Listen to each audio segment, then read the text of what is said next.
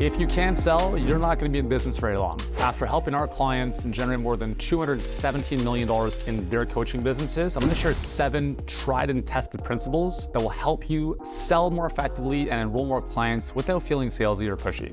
Number 1 is understanding that selling is serving. The way I look at this is that selling is not about closing the deal. It's about opening a relationship. It's about starting a relationship with a potential client and remembering that it's doing what is best for them. Assuming you're putting good stuff out there and you know that your clients, this person could transform if they worked with you, you have to get to a level energetically, you care so much about this person's future that you're willing to have those uncomfortable conversations. You're willing to ask those hard questions because you know that if you let them go, you let them down.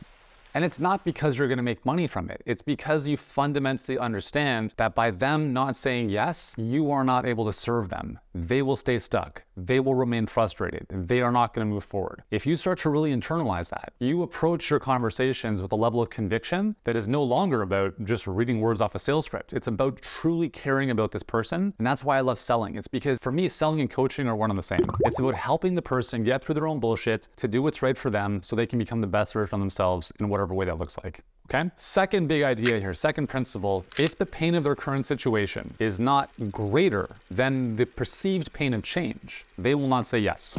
Let's just use the example of weight loss. There's 2/3 of the population that's overweight. The vast majority of them don't want to do anything about it, right? Some people do. So you have someone who's massively overweight and the pain of their current situation subjectively is not enough to want to do anything about it. But then you have someone else who's in the exact same situation, the exact same amount of weight they want to lose, but for them, subjectively, the pain of their current situation is unbearable and they will do whatever it takes to change. So you can be talking to the same target market, but fundamentally 2 different people in terms of their psychographics. One will do something, one won't. People have to understand, and you can obviously communicate this as well, you have to change if you want to change. Why don't people want to change? Because it's uncomfortable. Growth, i.e. change, means we're doing something that makes us less comfortable. So some people perceive that discomfort as worse than their current situation. And if that's the case, they will never say yes to working with you. So your goal in all of your marketing and your sales, your selling conversations, is to help them, not you, help them verbalize to you why their current situation is no longer tolerable. I'll just use an example of migraines because I think this is an amazing market. So migraine sufferers, let's say you have a migraine every other day or every 3 days. Literally in bed, you can't get out of bed. Okay, so we can talk about the health ramifications, how much it sucks, you're in bed, whatever, you can't do anything. That's one level. We're talking specifically about lifestyle and health related stuff there, frustrations. However, let's take it up a notch. You currently work? Okay, cool. Let me ask you this. Does your boss currently see you as an asset or a liability if every 3rd day you're calling in sick because you can't get out of bed? All of a sudden now, what I've just planted is they're on the chopping block. And if they're making $80,000 a year as a salary, that $80,000 a year is now a major, major problem because they could lose it if they don't fix the migraines. So now you have a $5,000 program. They no longer have a couple $1,000 problem. You've just planted the seed that, listen, your future in terms of employment is about to be chopped. That's $80,000 it's going to cost you if you don't fix this. You think $5,000 would be a worthwhile investment? All of a sudden it's changed. Shut up and take my money. Third principle, conviction is everything.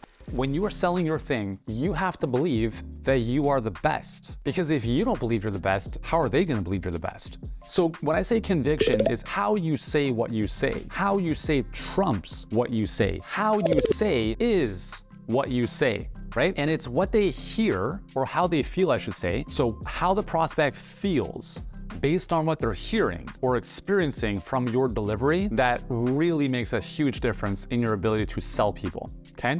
Tonality, conviction, enthusiasm, pace, inflection, etc. All of these make a huge difference. If you look at the best leaders in the world, they're all very convicted, passionate about what it is that they're talking about. If you have no conviction, they're not going to be convicted about your option being the best one, especially if you don't have as much social proof as you want. If you don't have any social proof, you need to have a lot of conviction. The less social proof you have, the more conviction you have to have. Remember, certainty sells. Certainty equals conviction. So you have to have conviction, especially when you're talking about your solution, how it's different and better than other stuff out there, and the conviction conviction of, getting to the close and saying, okay, well, we can do it this way or this way. Which one's better for you? With no hesitation. It's like you're just assuming they're going to work with you, assuming obviously that they're a good fit and you can help them. That's always the assumption. And you got something good, obviously you're selling. There should be no hesitation. There should be no doubts. And if there is, they're not a good fit for you, or you got to work on your own stuff. So conviction is everything. Number 4, the fear of being disliked will kill your close rates. You're more concerned about being someone's friend and being nice than asking for the sale. Or if you do and they challenge you, you would rather be nice and friendly than deal with the actual conversation and ask the hard questions. The fear of being disliked is the number one thing that will kill your business, amongst a few other things. But it shows up like you're not asking for the sale, you're not dealing with objections, you don't want to run ads because people might leave negative comments, all this bullshit, right? All because we're like, oh my God, some troll in the middle of nowhere is gonna talk negatively to me. Who cares? So when you talk about price, the assumption is that they've said they want your help, more or less, and you can help them. So how on earth are you doing what's best for them by letting them off the hook? But it's harder to say, listen, I understand it's more money than you wanted to spend. Can you take another credit card?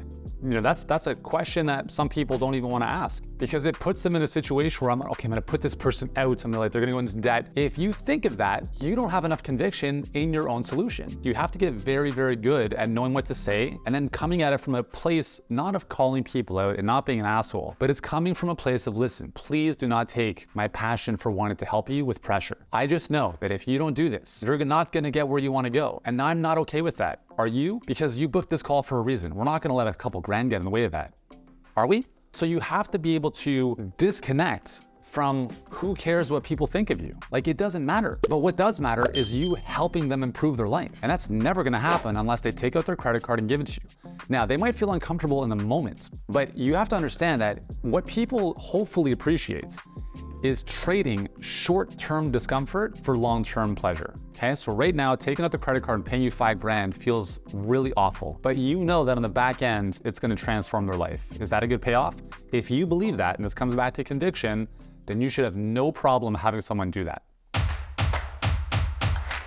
Okay, number 5, nothing replaces real-world conversations. So what I mean by that is this. So I had a client the other day who was asking, okay, Yuri, I've had a bunch of calls. I've enrolled one client. I think she's had like 10 or 12 calls, and one client has enrolled. I said, well, where do you find yourself kind of falling a bit short? And she mentioned the fact that, I don't know, I mean, like, I'm having a tough time dealing with objections and kind of like, leaning in a little bit. And I said, okay, cool. It's all good. We all go through that, right? There's 2 things you got to do. Number 1 is you have to practice all the time. Like, you just have to read your script aloud. You have to know exactly what to say in terms of objections. You have to obviously be able to bring those up and isolate them to begin with, and you can role play, right? So you can role play with other clients of ours, and you guys can test each other and all this kind of stuff. And that's great. You can role play with me all day long, and I'll be like, yeah, I'm in, here's my credit card. That's like playing Ken and Barbie. It's not the real world, because again, what really matters is when the rubber meets the road, right? And so role play is awesome in terms of helping you say what you have to say. However, game day, like the actual conversations with prospects, changes everything.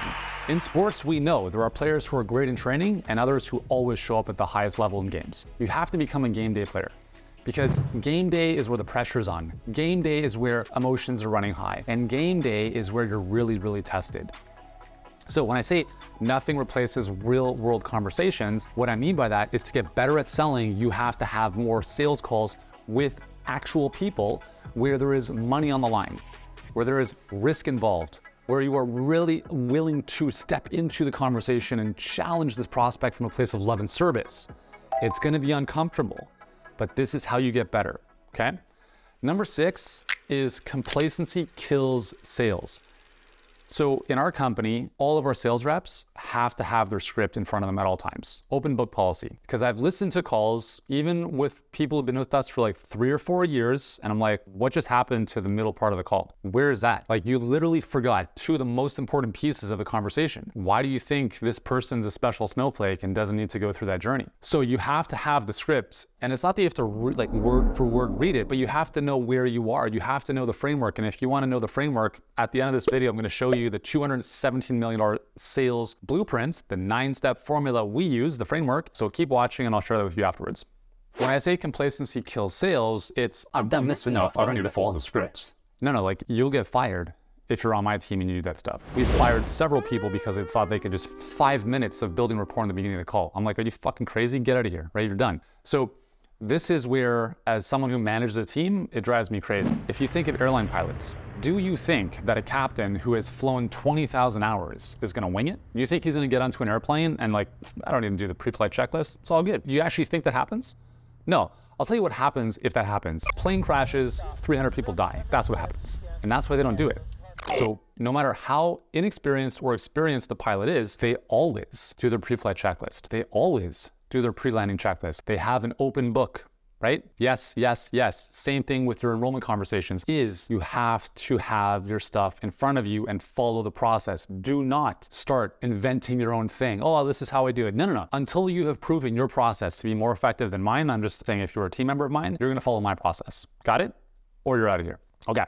7th selling principle is price is never the real objection. Now, let me just preface this by saying you can't ask for $5 from someone who doesn't have $5, okay? So if someone legitimately is on food stamps and has no money, number one, your marketing should filter those people out, okay? You're not gonna help them, and it's too bad. There's always gonna be disparity in the world, tough shit. Your job is not to help everyone. You have to work with the people who are like, yeah, I'm willing to do this. So you have to understand the difference. It's too expensive, I can't afford it. They're two different objections. It's too expensive means I don't see the value in what it is you're talking about here. I have seen other options that are cheaper. Basically, I do not see the value here. When I say value, basically what I'm saying is this. I don't believe that I will get the results that you are saying, or I don't believe it's worth the price you're asking for the result that I want. Got it?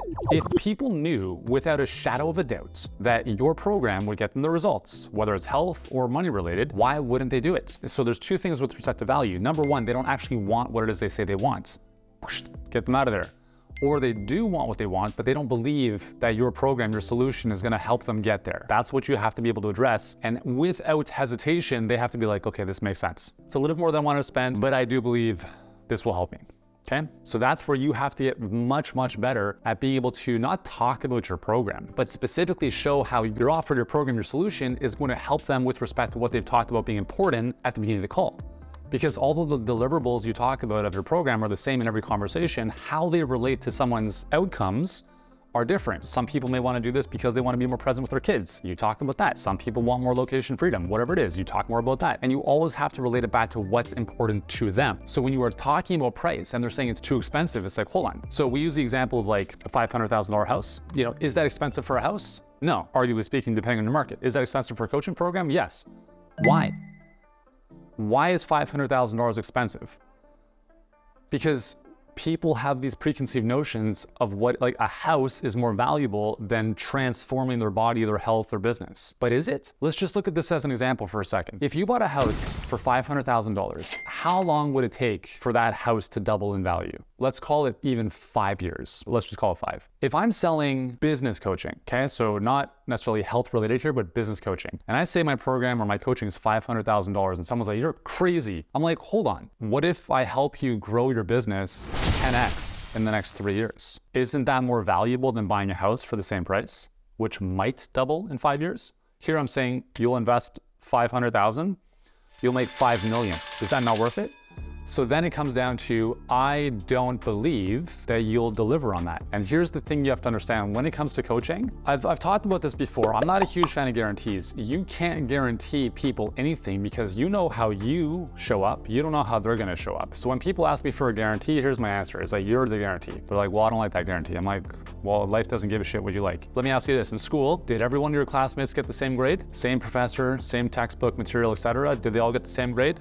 No? So what happened there? Well, you know, it's each person how they show up exactly. Your results are on you. So here's what I'm getting at, is that they're saying, I don't believe your thing's gonna work. You put it right back on them. I don't think you're gonna work. Please tell me why I should hire you as a client. As soon as you take something away from someone, they want it more. So if someone's giving you shit about price, you challenge them on commitment. Please tell me why I should hire you as a client. Because you're paying here, but I'm also paying in terms of my energy and time. I have to work with you. And listen, the reality is I don't need your money as much as you need my solution. Because the fact is I have what you're looking for And if we don't do this, it doesn't affect me in the slightest. It makes a huge difference to you though. When people are looking for crazy guarantees, you're attracting terrible clients. They're looking for the exit door before they've even stepped on the plane. And what that tells you is they're not taking personal responsibility for how they show up. You have to understand that price is never the objection. They think it's the objection, but you have to establish more value. And if they're challenging you on some guarantee and it's a coaching relationship where they're showing up and you're showing up, you have to challenge them on their ability to show up. Because if they don't show up, there can be no guarantee. And even if they do, there is no guarantee, because that's how life works, right? The prize